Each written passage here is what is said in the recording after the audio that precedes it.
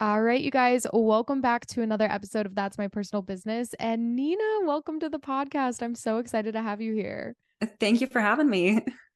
For those that don't know you yet, would you mind introducing yourself to us? Yeah, absolutely. So my name is Nina. I go by Nina Larsen Reed online, and my business is Larsen Photo Company. I am an elopement photographer based in Colorado. And so I've been doing elopements out here since 2017, portraits for 4 years before that. And so, yeah, I just hit a decade doing photography, which is wild. Oh my gosh, Um, congratulations. Thank you. It kind of passed by without me remembering to do anything about it, so I'll have to celebrate at some other point. But yeah. Oh my gosh, I love that. I'm like no better place, I feel like, for elopements than Colorado. I just got back from Colorado. It's so beautiful. Yeah, it's pretty great. I mean, we have the advantage of like not needing an officiant or witnesses or anything out here, so that's why a lot of people come out. But we get people from all the flat states who want mountains in their photos, and it's a pretty good market. I didn't know that about officiants or witnesses. That's wild. That's so cool.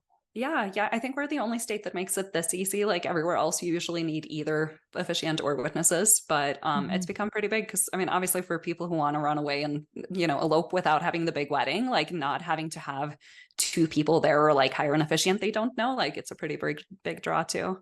Yeah, that's like a true elopement is just Hmm. getting to be the two of you. I love that. Yeah, three of us have to be along. Yeah. Oh my gosh. Yes, of course. Yes. But I love that. I'm like, that's so Yeah. much more intimate and like actual feels like an actual elopement. I love that. Mhm. So what made you get into elopements instead of weddings? Like what was kind of the Yeah. draw there? Well, so I started doing a little bit of both. I had my first couple of years in business, I was doing a lot of portraits, and Boulder's a pretty creative town, so I was doing a lot of like everything from photographing yoga teachers to aerial dance shows and just like everything. And that was great until everyone wants to pay you in for yoga classes, and that doesn't really Mhm. make up a business. And so I had been really resistant to shooting weddings because everyone tells you how stressful they are, right? Like it's very much like you don't want to mess with that. And then I came across online an elopement that I had never seen anything like that before, which is really funny because I did elope too, like 12 years ago now. But we went to the courthouse and did it the way that you did before Pinterest and Instagram were things. Mhm. And so when I first saw that elopement, I was like, well, this type of wedding I could see myself doing. And so I did a little bit of both to start with, just because that's where the bookings come from. But big weddings were just never my thing. It feels like you're just rushing from one thing through the next the Mhm. entire day. And I just felt like my couples weren't all that happy with the big weddings either. And so once I started getting more of the elopements, like it just made so much sense for me because like I wanted to do more photos outside. Like I had done years of studio photography, but you couldn't tell where in the world I was taking the photos, right? And I'm like, the mountains are right outside. Why am I inside the studio? And so like elopements really hit that sweet spot of like getting to challenge myself creatively, be outside in the mountains, getting to help a lot with the planning and organizing of it, which is like one of my happy places is getting to make spreadsheets for people and help tell them what to do. Mhm. And so I feel like it just all came together really nicely once I started doing those. I love that. How did you like first start? Because it's a big jump from portraits to booking like events or weddings or Yes. elopements. How did you make that adjustment and start marketing to like a completely new clientele? Yeah, so to start with, I did a whole lot of couple sessions for friends of mine of just, whoever was available and like could drag their partner along to do Mhm. photos, so that I could get a lot of practice with posing. And, it's a lot different to photograph a couple compared to, someone trying to hit like the perfect yoga pose or whatever. So Mhm. I did a lot of those first. And I think from day one, like I put a lot of focus into my website because I've been building WordPress websites since high school, which I don't want to do the math on how long that's been now, but it's been a little while. And so, as soon as I had any photos to show, I really put them on my website and started blogging and working on my SEO and all of that to, make it look like I had a more legit business than I did at the time. Mhm. Because I feel like that's the first impression that people judge you by is your website as much as anything. And so as soon as I had those photos, I was doing a lot of like Craigslist ads. Those were fun. Mm. And literally the first elopement I booked off of Craigslist was a couple who wanted to get married in a hot air balloon in Colorado. And I thought they were Fun. scamming me when I got the email. I was like, there's no way someone wants to like pay me money to go on a hot air balloon ride with them. But because of that, I got that published in like Rocky Mountain Bride right away as like the first thing I photographed. And so that definitely helped, everything scale up a lot faster. Amazing. Oh my gosh, that's so fun too. I'm like, Yeah. what a fun way to kick off your career and getting Yep. married. I'm like, everyone's having fun in that situation. Exactly. I love that. Okay, so I think that's like a great segue into what we wanted to talk about, which is blogging and doing SEO in a way that's both friendly for Google and our clients. And I like loved when you mentioned that this is something you love talking about, because I think there's two reasons people avoid SEO. One is that they like don't know how and aren't Mm-hmm. really interested in learning how it works, because it is a little bit more technical than, just Mm-hmm. posting on Instagram. There's more qualifications you want to meet, which we can get into. But the second is that, let's say they do know how to do it. And this is something that I run into a lot with my coaching clients, because I'll teach them how to do SEO and they're like, okay, but now how do I write like optimized blog posts or, Mm-hmm. website copywriting that doesn't sound like a bot wrote it and like Yes. And that sound is like, especially now that AI is coming in and taking over, like you have to sound like a human if you want humans to read it too. So absolutely. yeah. Absolutely. Um, So kind of, can you give us like some starting points on like where your SEO journey started and kind of like your first steps to approaching SEO when you're blogging? Yes. Well, it was a lot easier in 2017 because the competition was lower. Mm-hmm. So, at the time, everyone was writing these like fluff 300-word articles about like, I photographed this beautiful wedding at this venue and the couple was so sweet. And, there's no real substance to it. You're just talking about what happened. And then I feel like we went in like 2019, 2020 into the exact opposite of that, where everything was supposed to sound really like professional and technical. And you're supposed to blog these massive guides, whether it's to like engagement session locations in your cities or you're writing like venue guides or all of those type of things, which are still really good. But I feel like people got so caught up in the keyword aspect of things that they stopped sounding like people.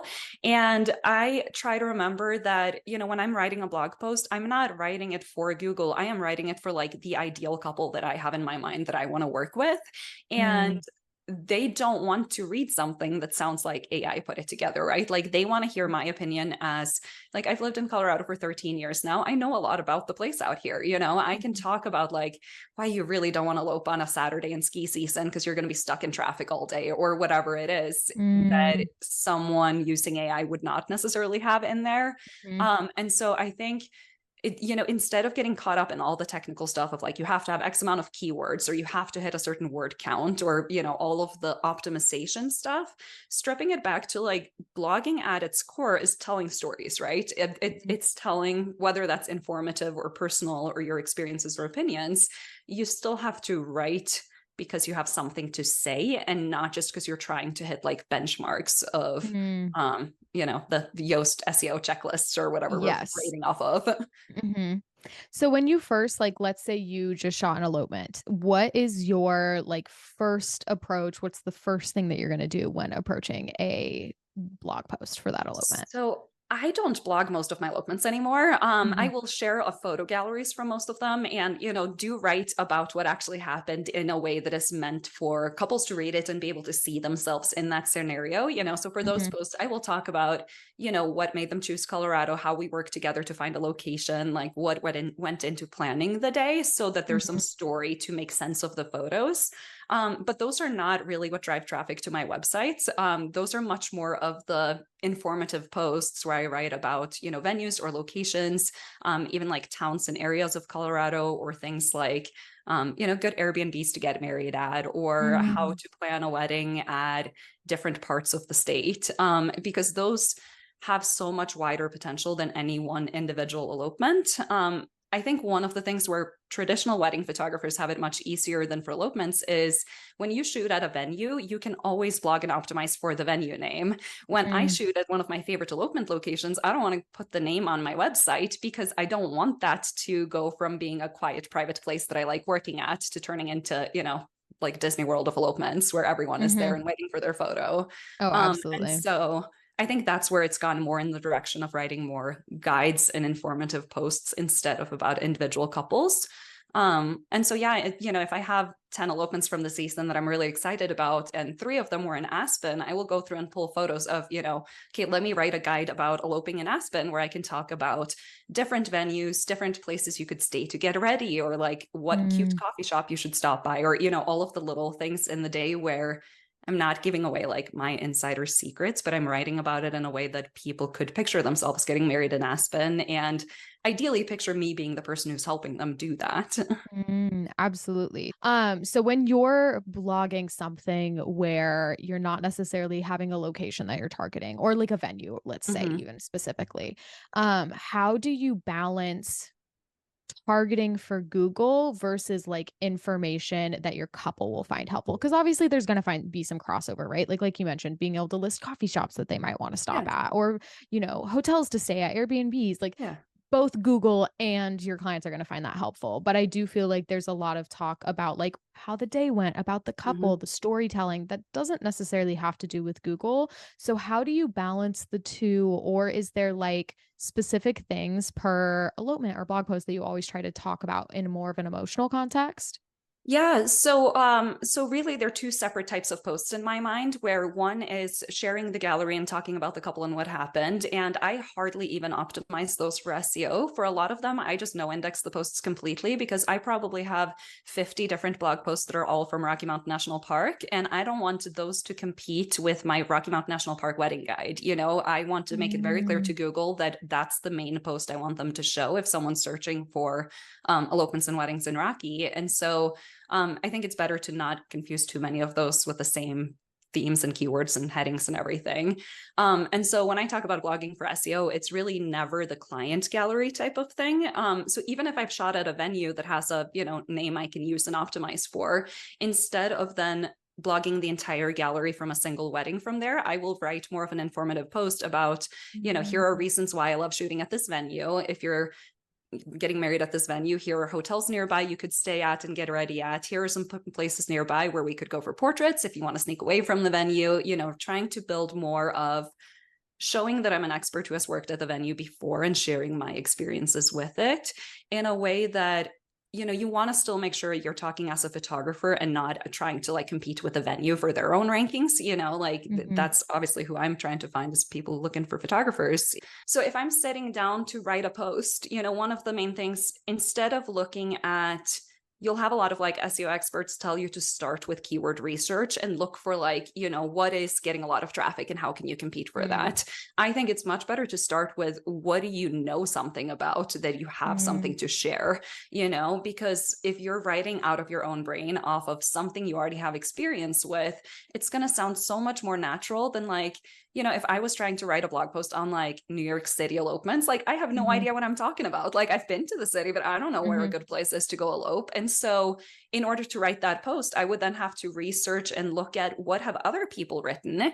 And at that point, I think you get into some tricky plagiarism territory too, where like, if you mhm, don't know what you're writing about, you are inevitably going to end up saying things that you've read other people say, right? mm, And mhm.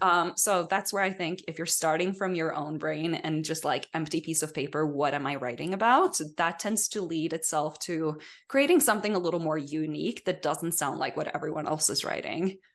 I love that. How do you kind of come up with those ideas? Like, how do you balance the like, let me just write about something I'm passionate about versus what is a couple searching for?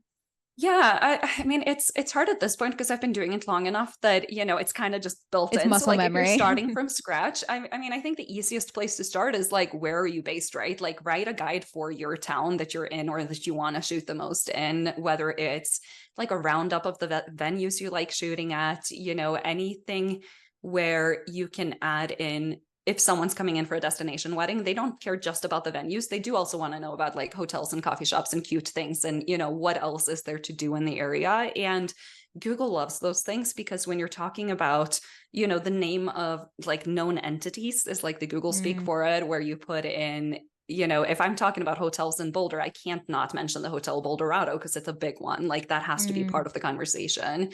And so Google's kind of looking to see, are you hitting the type of things we think you should when talking about this topic? But I think where you can make it a lot more personal is when you're talking about like, oh my gosh, if I'm going out for brunch in Boulder and I have a hangover, I have to go to the Buff because they have dollar mimosas, like talking Mm, about it in ways that makes you sound like a real person who has been there yourself, instead of, you'll see a lot of these type of posts where people are just doing like bullet point roundup lists where, you're basically just scraping the info off of Google yourself. You're looking to see what are the top coffee shops in the city, and then you're plugging them into a blog post about your city. It mhm. it can be informative and it can rank, but it doesn't give anyone a reason to connect with who you are as a person or why they should trust your opinion. I love that because I think of it as like, when you are searching for a recipe and you have to look Mhm. through like the 10,000 page Yeah, blog the post about. story about how you made the soup before picking someone up at the airport, like, yes. Yes, exactly. And it's like, it's so impersonal and such a trope, honestly, at this Mhm. point, which I get why they do it because the ranking is coming up. But like, unless I actually read something that strikes home with me, I'm probably not going to remember that person to go back and read more of their, recipes or get Mhm. their recipe book or whatever it may be. And so I think that's so important to think about the fact that, yes, we want Google to see us so that they click on Mhm. us in the first place. But on top of that, if they don't like what they see or what they read or have no interest in reading, it didn't do anything. Like No, that's I a mean, the, booking the out the whole door. point is turning it into inquiries, right? Like, that's the Mhm. only reason to put effort into any of this blogging stuff. And I get so many emails from people who are like, oh my gosh, I've been clicking around on your website for like a month now, and I finally have to actually talk to you because we're not even considering other photographers. And that is obviously the most satisfying thing, too, to see that, like, oh, all the work I spent on this over the off season does pay off. But I think that's where, as you start to build out content, the more you can interlink things in between each other. And you're like, well, I have a guide of small wedding venues, and each of those venues mentioned in that might have their own individual pages that I've also written about. Mhm. So like the longer you can keep people clicking around on your own website before going back onto Google to look for something else, the better for not just your SEO, but for how much they build up trust on like, wow, this person really knows what they're talking about. I love that. Do you have like specific things that you try to put in blog posts that couples really resonate with, like certain topics or like aspects that you like to talk about? Not so much on the writing side, but I think obviously the photos have to be really important, right? Because you could have a really good blog post, but if you don't have your own photos of things you have done that fit what you're Mm, talking about, you're not going to convert people into wanting to book you as a photographer. And so for me on that, using photos that are relevant to what I'm talking about is of course number one. Also trying to make sure my photos are inclusive in my blog post too, and so that that's not just like a page thing. Um, but yeah, I mean, just trying to give people a reason to reach out to you, right? And mm, I think we all have individual enough styles that, like, if you're clicking through 5 different posts on eloping in Colorado, and you have the dark and moody, you have the bright and airy, you have the film mhm. photographer, like, that gives people something more to narrow it down to too, instead of just the writing. So not undervaluing the photos, because I think a lot of blog posts, when I do my own research and I see what other people have written, is they're just text, and you might have like one good header photo, but I'm like, this is, if someone landed on your website, you really have to sell them on you as a photographer too, and not just the topic you're talking about. So I think definitely putting effort into making sure that you're choosing photos that are going to connect with your clients. That absolutely makes sense. Is there anything that you suggest for people that are wanting to maybe SEO target or wanting to start booking in a new area that they haven't shot yet? Have you done anything like that with your SEO to like kind of break into new markets? Yeah, so it's kind of interesting because I don't like doing destination stuff. I'm such a homebody, especially now as a mom too. Like, I want to sleep in my own bed at night and not have to miss Mm-hmm. too much time with my daughter. But I'm from Norway, like born and raised in Norway, and my whole family is over there. And so I have just started trying to get back into getting some inquiries and bookings for that, because obviously it's great if I can get paid trips home to see my family and get to shoot Mm-hmm. in a fun place at the same time. I think a lot of the time people try really hard to sound like such a local expert on something they don't know anything about, and I would Mm-hmm. rather see people be a little more honest about it, of, okay, so I've never shot in Ireland, but I want to, or whatever the Mm-hmm. location is. You can still write a good post about, here are some amazing locations I have seen online, I would love to shoot in these places, but instead of like lying and saying that you already have, Mm, just own up to it. Like, you're writing about this because you're excited about it and because you want to work there. And don't be afraid to refer back to like, well, I've done hundreds of weddings back in my home state. I could totally do it here too, have some mhm, fun with it. But I mhm. think a lot of the times people just lie a little bit too much in their blog posts. Yeah, no, I completely agree. And I think it's also there's something to be said about just showing your genuine excitement to shoot in this place. Like I think that's more Exactly. enticing than lying, like you said, or like Yes, trying well, to it's make it going to sound come like out you're just anyway. Like, if there. someone Yeah. books you and you're like, oh, you booked me because of my blog post from this place, and then it turns out I've never been here before, like, it's going to come out. It doesn't look good. Yes. So, but yeah, and I think that's where, you'll see people make like 20 different landing pages that are all for a different state or country or whatever it is, and they all Mm-hmm. basically sound the same with like slight variation. Mm-hmm. It's if you were having a phone call with a client, right, and you're trying to book them, what would you tell them? Like, why would someone book you over the local photographer in that destination? And if Mm-hmm. that is just straight up a like, oh my gosh, photographing an elopement in New Zealand has been on my bucket list ever since watching Lord of the Rings for the first time, or whatever it Mm-hmm. is, like just share why you want to work there, Mm-hmm. instead of, I don't know. I think people take blogging way too professionally, where they feel like you have to be a completely different person on your website than what you are on social media. Cause like, Mm-hmm. we're all used enough to like TikTok and stories and stuff by now that we know we're supposed to show our personality. So like, let Mm-hmm. that come through when you're blogging too. So you don't just sound like a robot. Absolutely. Okay, so if someone's like just getting started, let's say that they're like Yeah. not quite even to the point where they can target things that they want to book. They're just like, how do Mhm. I just get started on things I already have? Do you Yeah. have like a top couple tips that you recommend to people when they're getting into SEO? Yeah, I mean, I think start with blogging about any venues you've shot at, because that is such low hanging fruit. Like, that is easy to get started because you have photos from there, you have experience, it's easy to target. And even with venue stuff, there's still so many posts that rank for stuff people did blog in 2017 using the old methods. So if you come in with like, an actual good guide where you talk about like, here are the two different ceremony sites at this venue, and I've shot at both of them, or whatever it Mm-hmm. is, like, you immediately stand out from that competition too. So I think venues are great. Engagement session locations, like those type of roundup posts always do really well. Because those are some of my top posts too. It's just like, my favorite venues in the state, my favorite like engagement session locations, and then Mm-hmm. individual photo locations. So whether that's venues or, I've started doing a lot more of towns, because again, tying it back to like how I want this to be helpful for my clients, and not just people who land on my website, but like my actual booked clients too, is, I help them find their locations for their elopements. And a lot of the times people come to Colorado and they're like, okay, well, I've heard of Boulder and Breckenridge and Aspen, and that's about it. So why would I pick like Buena Vista or Leadville? Like, I've never heard of those places.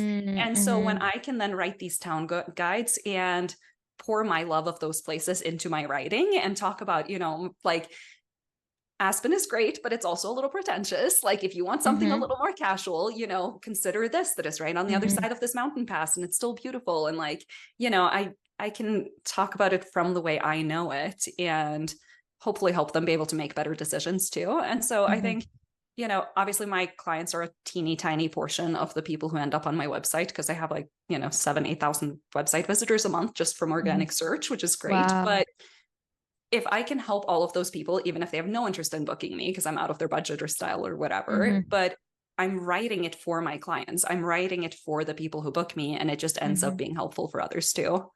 Amazing. Oh my goodness. I love that. Thank you so much for sharing all of this. I think this is like such amazing jumping off points and wisdom for everyone to know. Yeah. No, I just want people to like stop being scared of blogging. Like, you Mhm. don't have to sit down with this massive list of like, okay, so I need to hit X amount of words and I have to put my keyword in there this many times. It's like, if you write about something that you're both excited about and know something about, like, it's gonna hit the right people. And you can always go back in later too when you see, give a post a couple of months to start driving some traffic, and then see like, Google Search Console is so underrated. Like, that is the number one tool people need to get familiar with if they want to like learn how to upgrade their SEO, right? And if you can see, okay, I posted this and it's getting like impressions, meaning it shows up in search results, but it's not getting clicks for all of these keywords. Well, maybe I need to add a paragraph that talks about some of these things that Mhm. people are searching for, right? So you can always go back in and edit and update and add to things. So don't get too tied down with like, it has to be perfect right away. I think just sitting down Mm. to start writing is so much better. Oh, absolutely. And I also think it's like such a good thing to note that like editing helps with SEO versus Yes. hurts like it does on Instagram. Like it's the Yes. best because you can go in and Google wants you to keep updating it. Yeah, exactly. Because I mean, I try every now and then to go through and, stuff I wrote in 2017 where I'm like, oh, well, this used to rank number one, and now someone else has had the time to write a new version of this post. Well, now Hmm. it's time for me to go in and update it too, right? So like Yeah. it's never dead. Like the biggest post should always be updated and worked on. And go change out your photos every now and then when you have better work to share or more relevant work or whatever. But um yeah, of Absolutely. Well, thank you so much, Nina, for sharing all of this and for coming on the podcast.